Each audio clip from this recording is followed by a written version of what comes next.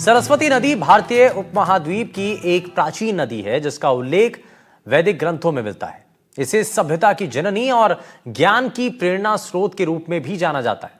हालांकि आज ये नदी भौतिक रूप से विलुप्त मानी जाती है और इसे बहते हुए किसी ने नहीं देखा, लेकिन इसके अवशेष और भूगर्भीय प्रमाण देश के अलग अलग भागों में पाए गए। एक रिपोर्ट आप देखिए।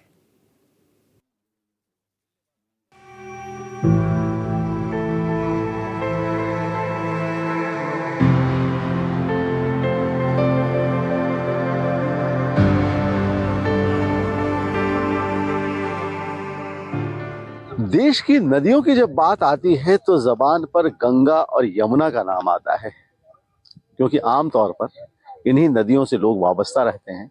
वजह यह है कि ये नदियां आज भी बहती हैं, लेकिन एक नदी का नाम और आता है जो आज लुप्त तो हो चुकी है, लेकिन लोगों की जबान पर, उनके जहन पर, उनके दिल में आज भी कायम है।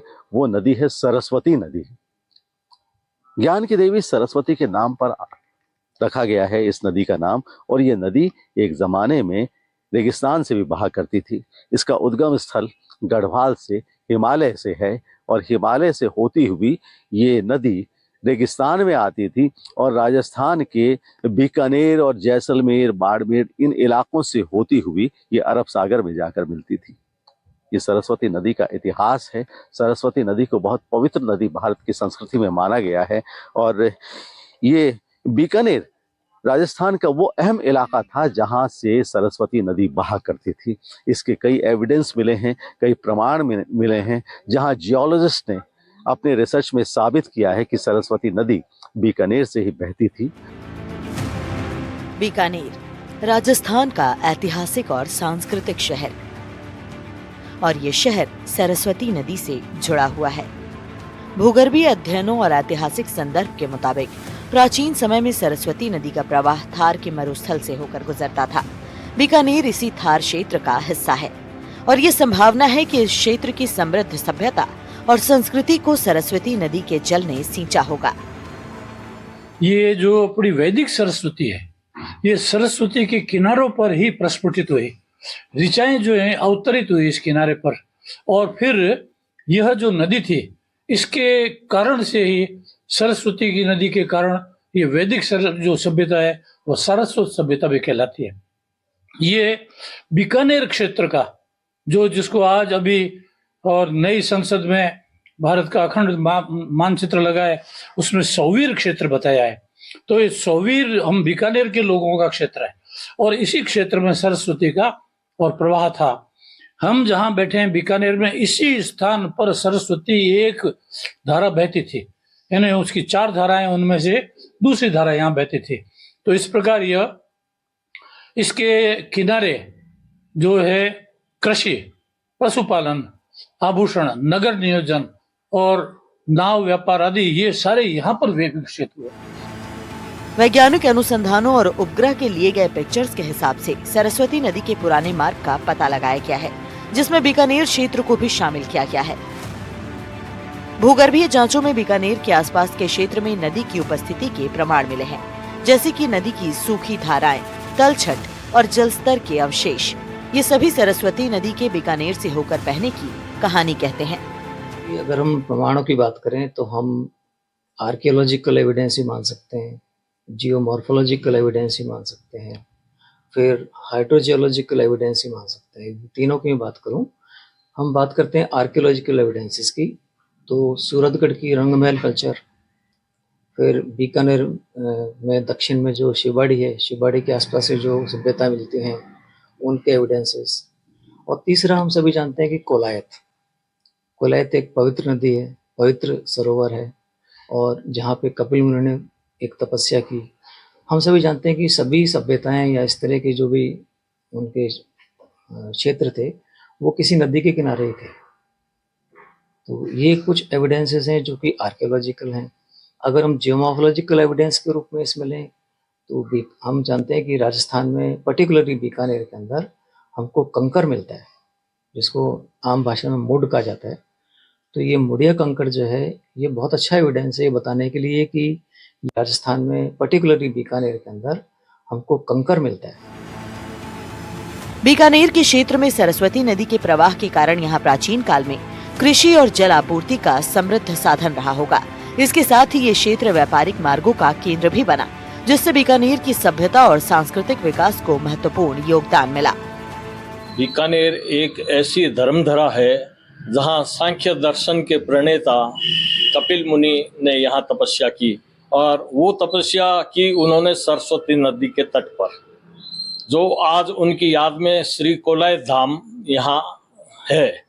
और अपन देखते हैं जहाँ भी निकलते हैं, ये कर्मीसर है, श्री राम सर और है, तो जो जंगल में गड्ढे यानी कि जो कंचे कहते हैं, नदी जब बहती है जो पत्थर समतल हो जाते हैं, गोल हो जाते हैं ना, तो वो वहाँ विद्यमान है।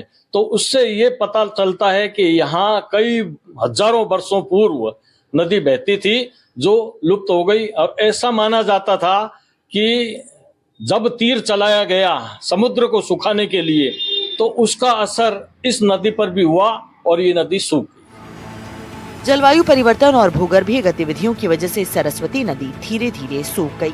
इसका प्रवाह रेगिस्तान में विलुप्त हो गया और इसके परिणाम स्वरूप बीकानेर क्षेत्र में जल संकट उत्पन्न हुआ। हालांकि सरस्वती नदी की यादें और इसके महत्व का वर्णन आज भी भारतीय इतिहास, पौराणिक कथाओं और साहित्य में जीवित है।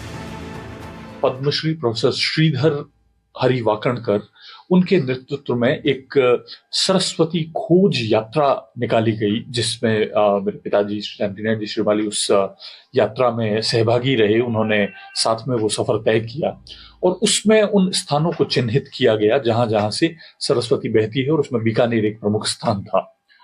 बाद में सैटेलाइट के थ्रू, इसरो की मदद से सैटेलाइट्स के थ्रू ये प्रमाणित हुआ कि धरती के नीचे पैलियो चैनल्स हैं जिनमें से सरस्वती नदी के अंतः सलिला होने के प्रमाण मिले, और वो सब कुछ प्रूव हुआ। और इसको इतने बड़े स्तर पर काम किया गया कि ये जब कंप्लीट हो गया ये काम सैटेलाइट रिसर्च का, क्योंकि उसमें उन्होंने डेटा एनालिसिस, इमेजिंग और सैटेलाइट्स, इन तीनों का उपयोग किया, और उसकी एक तस्वीर उस समय के हमारे प्रधानमंत्री श्री अटल बिहारी वाजपेयी के कार्यालय में भी मौजूद थी।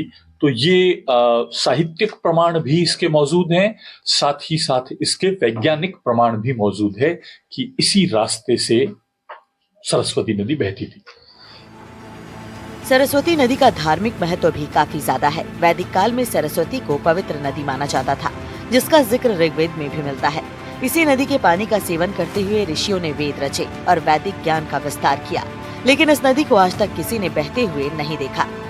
पौराणिक कथाओं में तो आज भी इस नदी का बहुत महत्व है, लेकिन अब ये नदी धरती से विलुप्त हो चुकी है और अब धरती पर इसका सिर्फ नाम ही बचा है। अब आपको बताते हैं कि सरस्वती नदी कहाँ से निकलती थी और कहाँ से इस नदी का बहाव हुआ करता था। तो सरस्वती नदी हिमालय से निकलती थी। ये नदी पंजाब, हरियाणा, पश्चिमी राजस्थान और गुजरात से होकर बहती थी। अरब सागर में कच्छ की खाड़ी में जाकर मिलती थी। आज तक इस नदी को बहते हुए किसी ने नहीं देखा। टेक्टोनिक परिवर्तन की वजह से लगभग 5000 बीपी में ये लुप्त हो चुकी है। सरस्वती नदी और बीकानेर के ऐतिहासिक संबंध से हमें ये सीख मिलती है कि कैसे प्रकृति और मानव सभ्यता का आपसी संबंध होता है। बीकानेर के इतिहास में सरस्वती नदी ने एक महत्वपूर्ण भूमिका निभाई और इसके अवशेष हमें हमारी समृद्ध विरासत को संरक्षित रखने की प्रेरणा देते हैं। बीकानेर में भी जब सरस्वती नदी बहा करती थी, उस वक्त यहाँ की भी एक सभ्यता थी। उस जमाने में ये जांगल प्रदेश कहलाता था। जांगल प्रदेश में सरस्वती नदी बहती थी और उसकी दास्तान आज भी कायम है, जिसके प्रमाण हमने आपको दिखाए। और ये तमाम दरख्त, ये सरजमीन, ये पूरा इलाका ये कहता है कि सरस्वती ने हमें बहुत कुछ दिया है। और यही वजह है कि सरस्वती नदी और माता सरस्वती के आशीर्वाद से बीकानेर ज्ञान की नगरी भी कहलाता है। एनडीटीवी के लिए कैमरामैन राजेश छंगानी के साथ डॉक्टर नासिर जैदी, बीकानेर। तो यूं तो इतिहास में सरस्वती नदी का अपने आप में महत्व है, लेकिन उसके विलुप्त होने के कारण क्या हैं और उसके पीछे की वजह क्या है, इसको लेकर के कई शोध भी किए गए, लेकिन कई बार उसके बारे में कोई ठोस और पुख्ता जानकारी नहीं मिली। हालांकि कुछ लोगों का और कुछ शोधकर्ताओं का ये भी कहना है कि जमीन के नीचे आज भी सरस्वती नदी बहती है, लेकिन वो दिखाई नहीं देती। यानी कि जमीन के ऊपर वो विलुप्त नजर आती है, लेकिन जमीन के नीचे आज भी सरस्वती नदी विद्यमान है, जिसका उल्लेख कई जगहों पर मिलता है। हालांकि सभ्यता की जननी इसे कहा जाता है, ज्ञान की प्रेरणा स्रोत के रूप में इसको पहचाना जाता है, लेकिन आज ये नदी भौतिक रूप से विलुप्त हो चुकी है और इसे बहते हुए क्योंकि किसी ने देखा नहीं, तो इसलिए कई तरीके के सवाल इस नदी को लेकर के होते हैं। और इसी से जुड़ी हुई हमने आपको एक रिपोर्ट दिखाई है, क्योंकि कई हिस्सों में इस नदी का जो प्रभाव है उसको लेकर के बात है। लेकिन